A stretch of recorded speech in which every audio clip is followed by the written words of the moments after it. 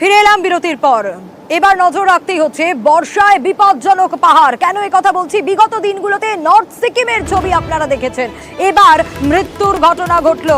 একজনের মৃত্যু হয়েছে এই ভয়াবহ দুর্ঘটনায়। কিন্তু কিভাবে এই দুর্ঘটনা ঘটলো আরো বিস্তারিত পার্থ আমাদেরকে জানাবে। পার্থ, কিভাবে এই দুর্ঘটনা ঘটলো? বিগত দিনগুলোতেও আমরা দেখেছি পাহাড় কি ভয়াবহ হয়ে উঠেছে এই বৃষ্টিতে।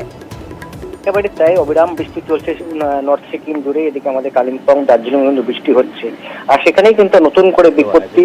এবং যে চলন্ত গাড়িতে পাহাড় থেকে বড় বোল্ডার গড়িয়ে পড়ে একেবারে গাড়ির ছাদে এবং এক মহিলা যাত্রীর মৃত্যু হয়। এই দুর্ঘটনাটি ঘটেছে নর্থ সিকিমে দুর্ঘটনাটি ঘটেছে সিংবেল বলে একটি জায়গা রয়েছে। সেই সিংবেল থেকে যখন সিংতাম আসছিল একটি যাত্রী বোঝায় গাড়ি, সেই সময় আচমকা পাহাড় থেকে বড় বোল্ডার পড়ে যায় এই চলন্ত গাড়িতে, এবং ঘটনাস্থলে কিন্তু মৃত্যু হয় মহিলা যাত্রী। স্বাভাবিকভাবেই কেন অত্যন্ত ধীর গতিতে গাড়ি চলাচল করছে প্রতিটি পাহাড়ি রাস্তায়। কেন একাধিক জায়গায় বিধ্বস্ত হয়েছে।